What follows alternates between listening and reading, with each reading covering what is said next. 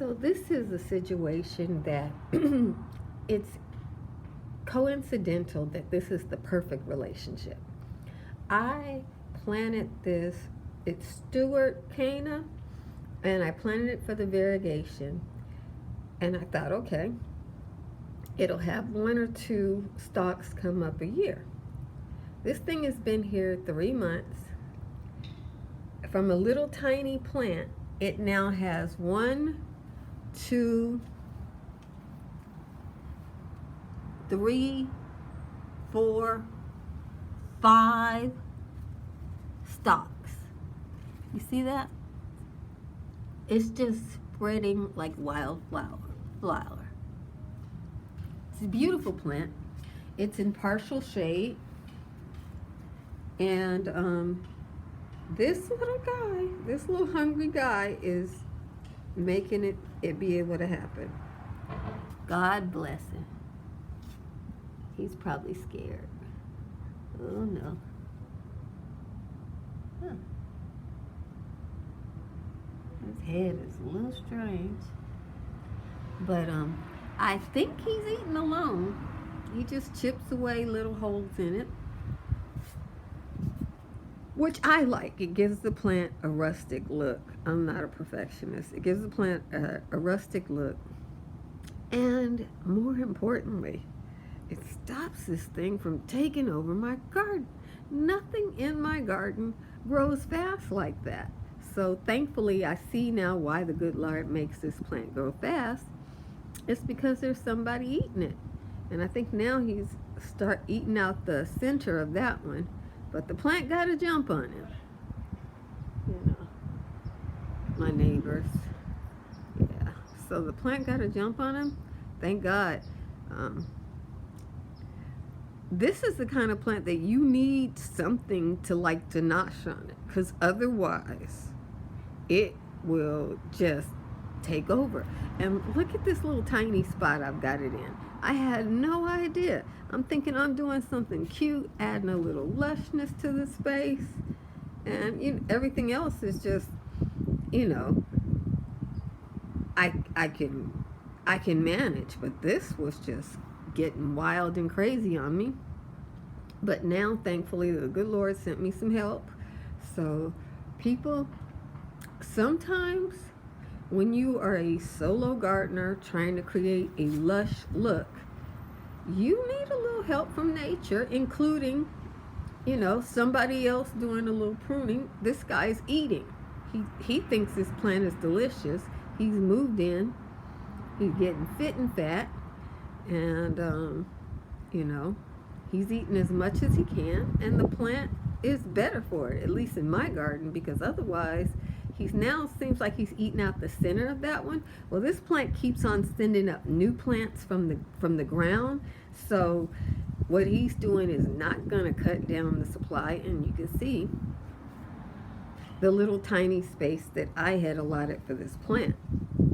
So I did not expect it to fill this space up this year.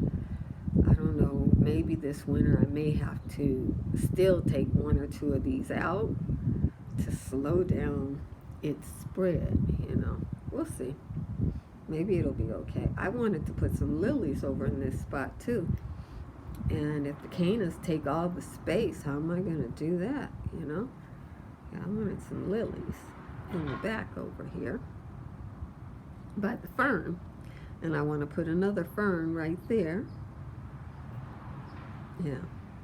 So I wanted to make it really lush and full. But this guy, nothing else is growing fast like that, like the rest of these. You see that fern? That's all the growth it's had this year.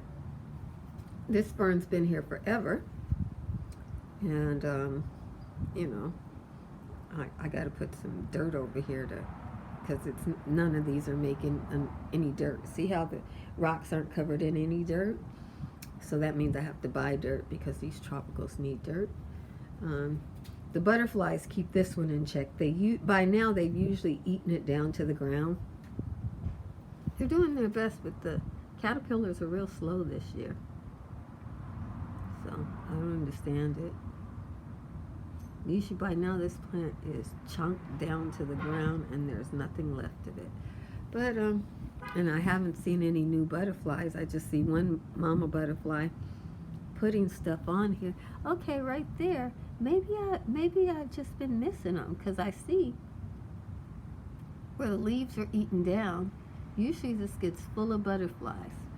Well, caterpillars. And I usually do a video of it, but this year I'm seeing the leaves get eaten, but I'm not seeing the butterflies. So I don't understand how that's happening.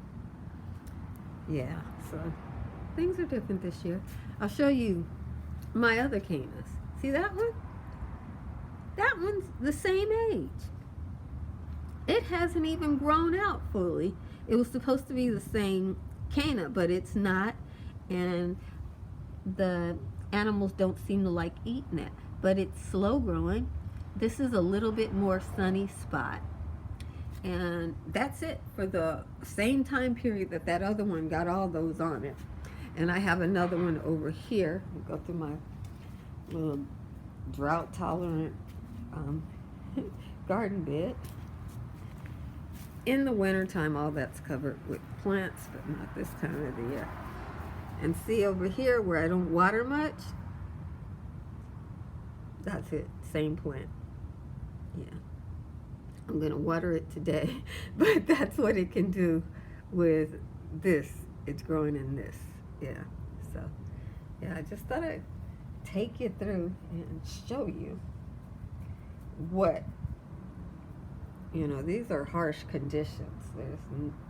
This plant's thriving in it, and some would have plucked that as a weed, but it's just doing so well, and very little else does. So even I had to cut back the pelargonium because it was getting all dried out and looking bad. So I was like, okay, you can come back when it rains. It's got a few leaves, and it did have one flower.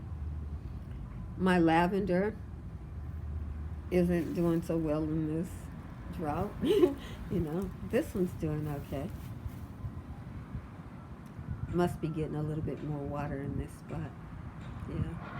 And the iris, that iris is that iris is struggling. But I'm going to give them a little evening water today. I just wanted to show you what it looks like. Over here, it's a little bit closer to the sprinkler system. You can see there's grass over here. Not so much over there. And this is where I plant my lavenders. And that lavender is doing real good over here. That lavender I cut back, so now it's growing from the base. And then I tried a Munstead there, and the Munstead doesn't look like it's going to do very good right now, but I can't worry about that. Can't find one of here my gardener. I'll be glad when he retires. He's mowing my flower plant, and so they're starting to come up missing. But my mother loves him. She's older like him, and they don't really care about having flowers. They just want a lawn. I don't think the lawn's all that fabulous, but that's their culture. And I see one of my flowers is missing. Oh well, God is good. It'll be over soon. But thank God I do manage to have a flower garden. And those are what the irises look like with water. Yeah, so those are some more differences between watered and not watered. This is flowering tobacco. It's perennial in my area, and that one is putting on a show. I kept looking to see if I could find some more of those to put in this year. Maybe they'll have them a little bit later, maybe in September. Because the purple ones didn't do good for me, but the pink, this is a fuchsia pink one, did good. So I think I'll try a white one and maybe a yellow one and see if they do good, because it's a really nice drought tolerant flower. It's always in bloom.